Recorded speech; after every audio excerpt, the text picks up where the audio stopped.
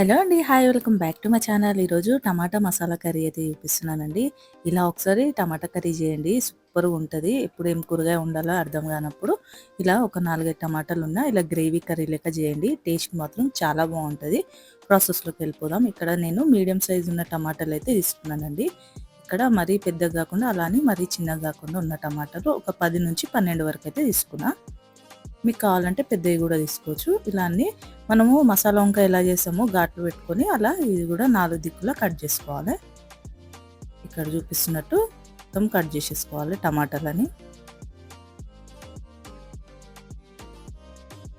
ఈ కర్రీ అనేది మనకి బగారా రైస్లోకైనా జీరా రైస్లోకైనా సూపర్గా ఉంటుందండి. మనం మసాలా వంకాయ ఎలా చేస్తామో అలానే అవుతుంది కర్రీ అనేది. ఒకసారి పూర్తిగా చూసి తప్పకుండా ట్రై చేయండి. ఇలా కట్ చేసేసుకున్నాక ఒక కడాయి పెట్టుకొని కొద్దిగా ఎండు కొబ్బరి అయితే వేసుకోవాలి. అలానే ఇలా ఎండు కొబ్బరి వేసేసుకున్నాక ఒక 10 దాకా కాజు వేసుకోవాలండి. జీడిపప్పు వేసుకొని కొన్ని పల్లీలు వేసుకోవాలి. ఇక్కడ అన్నీ నేను కొన్ని వేస్తున్నాను. మీకు ఎక్కువ గ్రేవీ కావాలంటే కొద్దిగా ఎక్కువ వేసుకోండి అన్నీ. నేను ఒక 1 టేబుల్ స్పూన్ నుంచి ½ టేబుల్ స్పూన్ వరకు అయితే వేసుకున్నా. ఇలా ఇవన్నీ వేసేసుకున్నాక 1.5 స్పూన్ దాకా ధనియాలు వేసుకోవాలండి. ఇలా ధనియాలు కూడా వేసేసుకొని మంచిగా లో ఫ్లేమ్లో ఫ్రై కానివ్వాలి. మంచి స్మెల్ వచ్చేంత వరకు వేపుకోవాలి.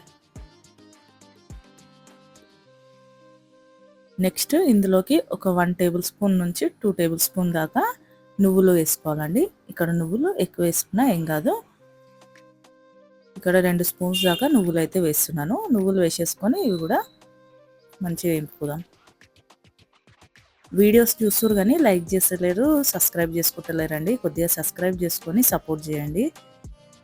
ఇలా ఇవి మంచిగా వేపేసుకున్నాక ఒక ప్లేట్లోకి అయితే వేసేసుకొని మిక్సీ పట్టుకోనికి మిక్సీ జార్లోకి అయితే వేసుకుందాం. ఇది పక్కకు పెట్టేసుకొని నెక్స్ట్ అదే కడాయి పెట్టుకొని ఒక 1 స్పూన్ దాకా ఆయిల్ అయితే వేసుకోవాలండి. ఇలా ఆయిల్ వేసేసుకున్నాక ఇందులోకి మనం కట్ చేసి పెట్టుకున్న టమాటాలు ఉన్నాయి కదా, టమాటాలు అయితే వేసేసుకోవాలి.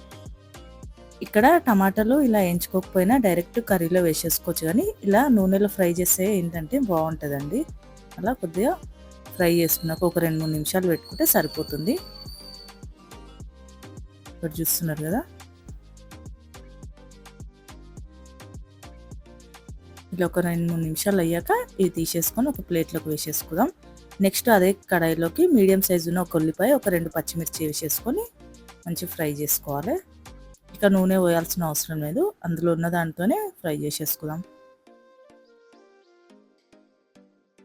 ఇలా ఉల్లిపాయ కూడా కొద్దిగా కలర్ మారేంత వరకు ఫ్రై చేసుకోవాలి.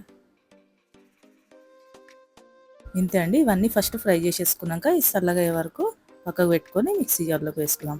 ముందుగా మనము పల్లీలు గిట్టంగా వేయించుకున్నాం కదా, అవి వేసేసుకుందాం. ఇలా ఇవి వేసుకొని మిక్సీ పట్టేసుకోవాలి.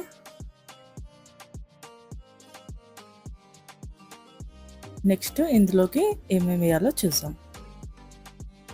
ఒక 2 ఇలాచీలు, లవంగా, చెక్క వేసేసుకోవాలండి. వేసుకున్నాక ఒక ½ టేబుల్ స్పూన్ దాకా పసుపు, ఒక 2 స్పూన్స్ దాకా కారం.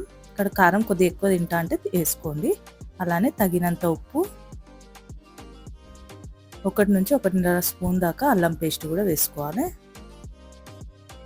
ఇలా అల్లం పేస్ట్ వేసుకున్నాక ఉల్లిగడ్డలు ఉన్నాయి కదా, అవి కూడా వేసేసుకుందాం.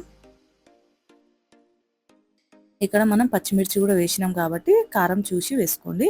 నేను చిన్న నిమ్మకాయ సైజ్ అంతా చింతపండు నానబెట్టినండి. అందులో వాటర్ అయితే వేసుకొని మిక్సీ పట్టేసుకుందాం మంచి పేస్ట్ లెక్క. ఇలా మిక్సీ పట్టేసుకొని అది పక్కకు పెట్టేసుకొని ఇందులో ఒక 4 నుంచి 5 స్పూన్స్ వరకు ఆయిల్ వేసుకోవాలి. ఆయిల్ వేడి అయ్యాక కొద్దిగా జీలకర్ర ఆవాలు వేసేసుకుందాం.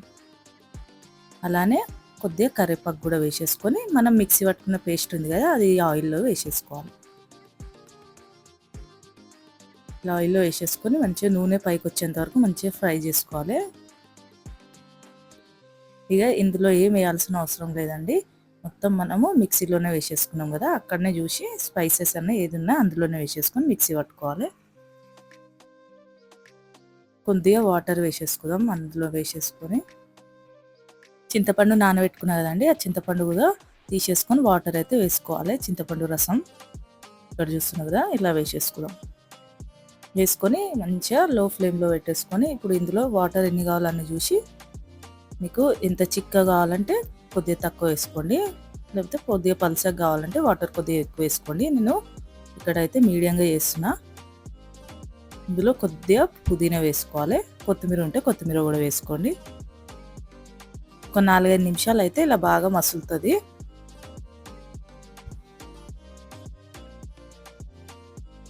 ఇలా బాగా మసలేటప్పుడే మనము టమాటాలు అనేది వేసేసుకోవాలి. టమాటాలు ఉడకడానికి ఎక్కువ టైం అయితే పట్టదు కదా, అందుకని ఇది మంచిగా మసలేటప్పుడు ఇప్పుడు టమాటాలు వేసేసుకొని మంచిగా ఉడకనిద్దాం.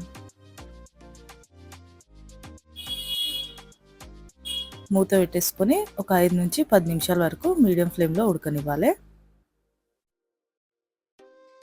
ఇక్కడ వాటర్ అయితే ఉంది కదా, మొత్తం అయ్యే వరకు కొద్దిగా చిక్కగా అయిపోతుందండి. అలా ఉంటే చాలు, నాకు ఎక్కువ పలసగొద్దు, అందుకనే కొద్దిగా చిక్కనే చేస్తున్నా.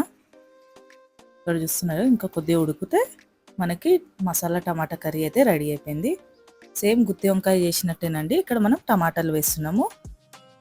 స్పెషల్గా జీరా రైస్లోకి సూపర్గా ఉంటుంది, బగారాలోకి కూడా చాలా బాగుంటుంది. ఒకసారి అయితే ఇలా ట్రై చేయండి.